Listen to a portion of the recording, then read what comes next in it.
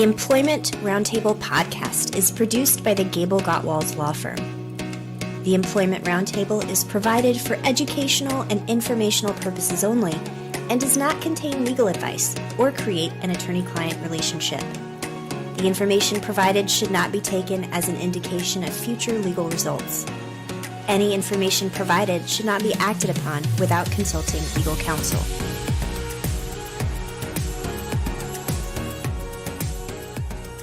Welcome to the Employment Roundtable, where we provide you with the perspectives and information you need to make wise employment decisions for your employees and your organizations. I'm your host, Talitha Ebrite, and today we're talking with Holly Cole, Director of the Equal Employment Opportunity Commission in Oklahoma, and my GableGotwals partner, Paula Williams, about EEOC position statements. So Paula, let's get started with you. What is an EEOC position statement, and what kind of timeframes do employers have to submit their position statements? Thanks, Talitha. So to answer that question, we have to take one step back and ask, what is a charge of discrimination? Because the EEOC position statement is the employer's response to an employee or former employee's charge of discrimination. When an employee or former employee believes they've been discriminated against, they go to the Equal Employment Opportunity Commission, which is a federal agency that exists to help prevent discrimination in the workplace. We have a number of federal statutes in our country that prevent discrimination for a number of reasons, race, religion, disability, the list goes on and on. So when an employee goes to the EEOC, they're going to fill out information for the EEOC that ultimately lands in a charge of discrimination. The EEOC provides the charge of discrimination to employers through a notice of a charge. And when employers receive that notice, they know when the alleged discrimination happened. They know what basis the employee is claiming discrimination, such as sex or disability. And they know a general summary of what the employee or former employee says happened. The employer then has a chance to put its own version of the facts into a position statement, which it provides to the EEOC. Now, usually you're going to do this in the first 30 to 60 days after you get that charge. So employers need to move quickly. In my experience, the EEOC has been willing to work with us when we need a little bit more time, but usually we try to be very responsive and cooperative with the EEOC in responding to those charges. Okay, great. And now, so we just talked about the relatively short time frame that employers have to respond to those charges of discrimination. In light of that short time frame, I know that it's important that employers be very careful still with how they respond. Why is it so important that they be careful in their responses? Yeah, so the EEOC provides guides that help respondents respond in a way that the EEOC wants. And what they want is to be provided factually specific position statements that address each allegation that the employee or former employee has made against the employer. We want to show the EEOC that there's no reasonable cause to believe that a violation has occurred, to prevent further investigation by the EEOC. Because if the EEOC determines it's warranted, they can issue their own requests and seek additional information from the employer. Last but not least, this is a matter of personal preference, but to every extent I can, I want to make sure I know all the facts at the EEOC stage because we need to live by what we say in that position statement. We don't want to provide one reason for termination at the termination and a different reason for termination in the position statement and a third reason for termination in a lawsuit. We want to make sure that we are as comprehensive as possible, that we understand what happened so that we can provide the EEOC a full history of what led to the employment decision. Thanks, Paul. And you've given us a little bit of a preview into sort of what you like to provide to the EEOC in a position statement. But what does your process look like for sort of gathering that information and putting that together? Sure. So first, I'm going to talk to employers about who the key players are. I want to know who is managing the employee, who is evaluating the employee, who is coaching the employee, who is the decision maker. on the employment decision. I need to know whether they are current employees still with the organization or whether we have former employees involved in this. I want to know what key policies there are. If an employer has policies but hasn't been actually implementing them and using them, we need to know that. We need to know if this employee's or former employee's experience differs from other people that are currently at the organization. I want to work with the employer on constructing a timeline of what happened so that everyone is clear, again, on that history of the facts so that we know so that we know everything that led to that decision. Certainly some employment decisions are very quick. Something very big happened, and that timeline is very short because something very big, let's say fraud or embezzlement, that's an easy, this is why they got fired.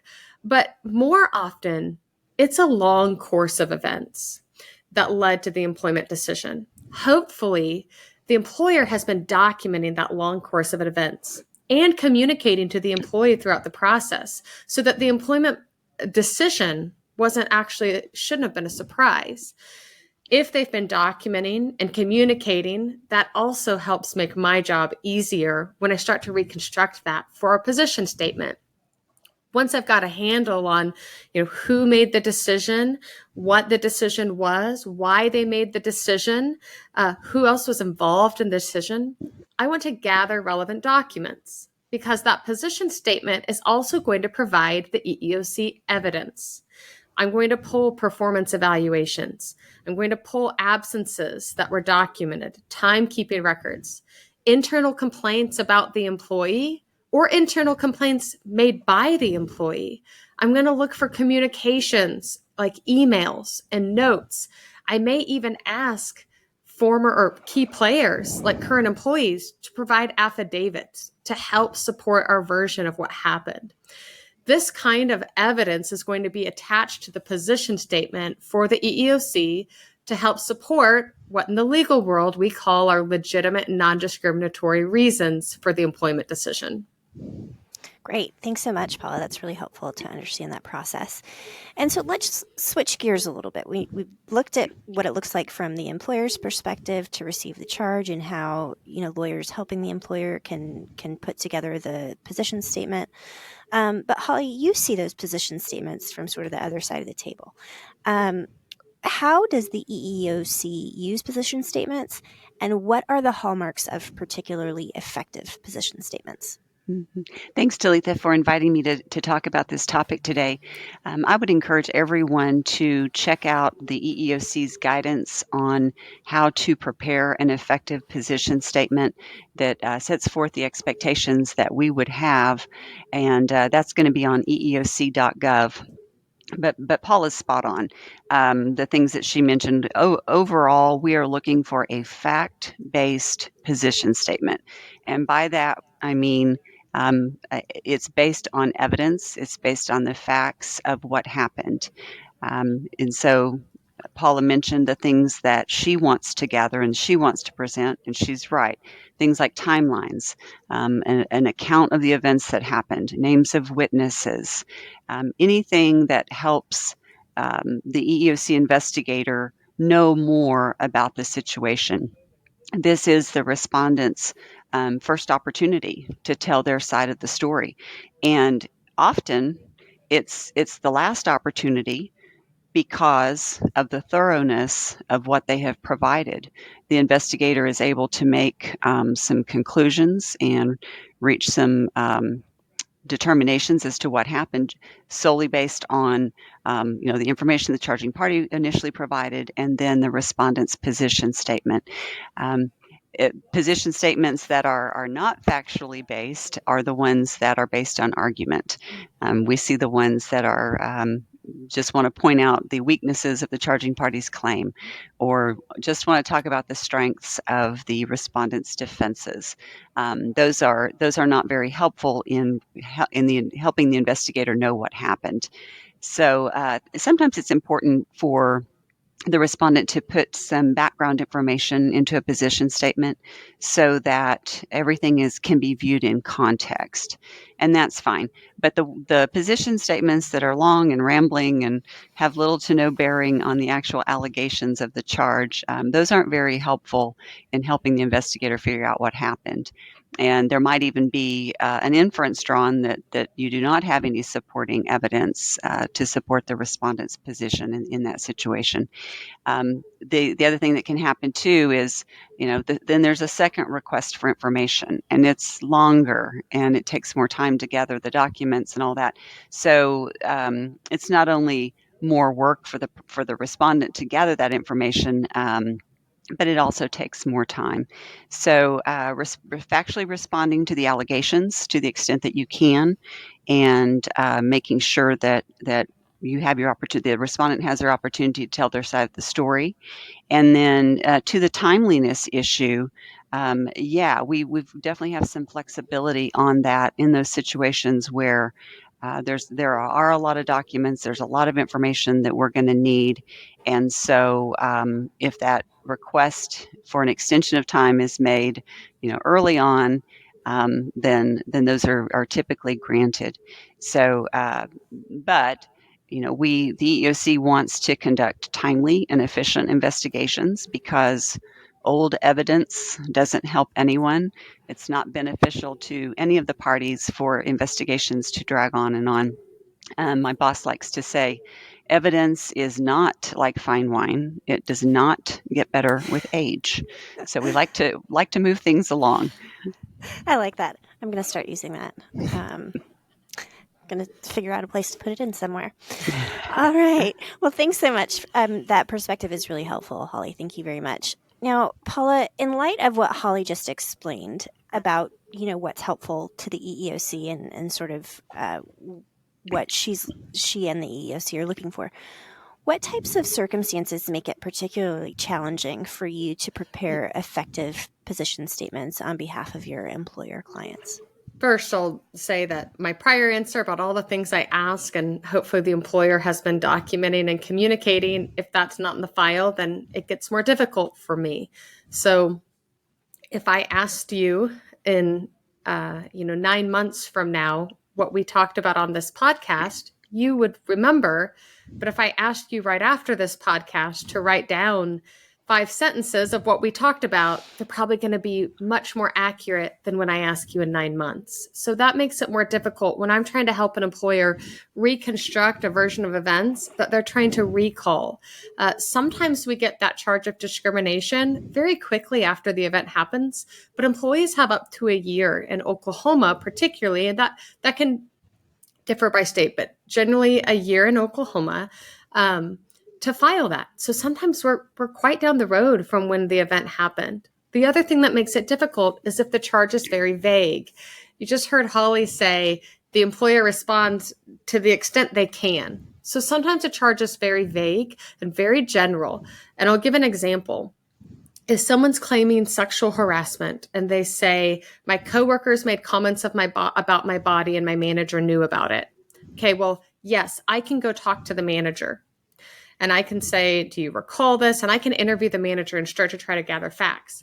But when they've just named coworkers, let's say they work on a team of 20, all of a sudden it gets very difficult. You're interviewing 20 people to try to figure out, did anyone else hear the comments? Who is making the comments? If the manager doesn't know that information, then it's a lot harder for me to try to figure out the who, the what, the where, the when, to be able to actually respond to that in a way that the EEOC would expect. Okay, thank you. That's really helpful. Now, Holly, I know that all parties involved are interested in sort of resolving these issues, hopefully amicably. And to that end, how does the EEOC employ mediation in attempting to resolve disputes during the course of investigating employee charges? So the EEOC's mediation program has been around since 1995. It was back then when became really clear that alternative dispute resolution was a great tool to resolve disputes of all kinds, right? And so especially in situations where an employee is still employed by the respondent, coming to a discussion early in that charge process can go a long way to mending that relationship and hoping that things can reach an amicable resolution and that employment relationship can continue. So the EEOC's mediation program has a lot of benefits. It's free, so it's no cost to either party. It is a neutral, confidential process that is completely separate from our investigative process. Um, it is offered, in those situations when it is offered, it's offered early on in the investigation, which saves parties time and money and helps before people are entrenched, in their positions.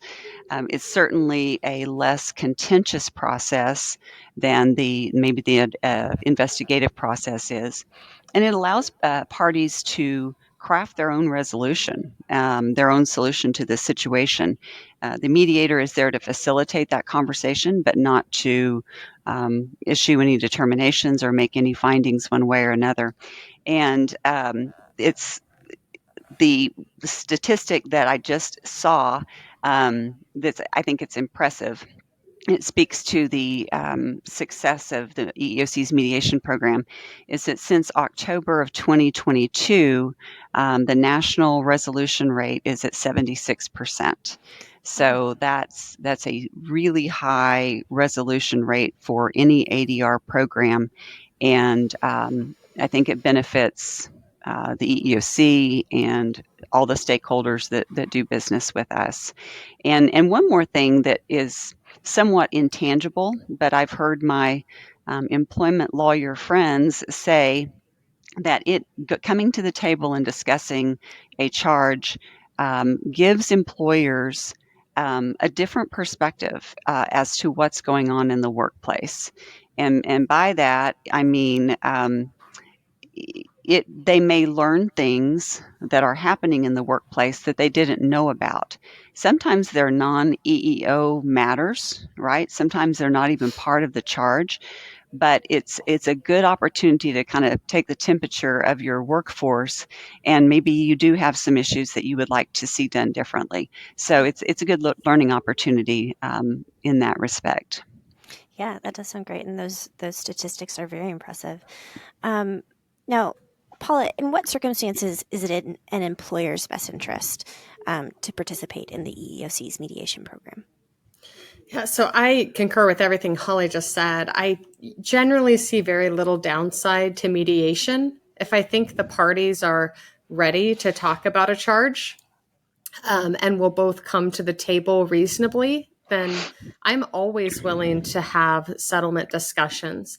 And even after mediation, especially if the other side is represented by counsel, those discussions can still continue. And so it may be a starting place to something that settles eventually, where the parties reach an amicable resolution, even if they don't that day. There is a cost savings. You are still going to pay me if I'm headed to EEOC mediation with you. You will still have my costs, though it's going to be less than if I did all of the investigation I talked about beforehand and crafted that position statement. I will want to do some investigation because we want to know the strength of the employment decision and how firm of ground we stand on prior to going into the mediation room, so that we've done some amount of risk evaluation before we do that. There are certainly instances where mediation may not be the right decision for the employer, though. And if I could speak to those for just a second, yeah, please. I mentioned that if the parties are both ready to sit down and reasonably negotiate, if I have an employee that I think has maximum damages that are very low, and they're wanting something in the six figures, then it's never going to, well, I shouldn't say never, Holly just said 6% chance, but then I go, you know what? I think this is likely going to be in the 24% range, right? I'm not sure that this one is going to settle. I see a very low likelihood of settlement. Maybe the employer did an excellent job of documenting performance deficiencies and feels very good about their defense of the claim and wants to defend the claim and has an appetite to defend the claim. Then sometimes it is better to proceed and go to litigation, which ends up being an educational process for the other side as the employee starts to learn about all of the documented evidence that the employer had that supported its decision. Certainly, I'm with Holly. If the parties can resolve something that early, that's always better than resolving it 9 months down the road when you've paid me a lot more money and you've had headaches and business interruption trying to get affidavits and documents for review. So there's a very high value towards settling early if the parties are both at a place to have that conversation reasonably. Definitely. Great. Well, thanks to both of you, Holly and Paula. That's a really, really good information here. I think the piece that was really new to me today and that was helpful to hear and understand was just how wide employers' initial investigations maybe should be, even if the charge itself isn't very specific or if the claims are narrow, you still want to have a pretty broad and wide investigation early just so that you don't later find yourself having to change horses in midstream. So I think that was useful to understand. Well, thank you to the listeners for listening to the Employment Roundtable. Please join us next time as we dig into the first of a 3-part series about the intersection between employment and health.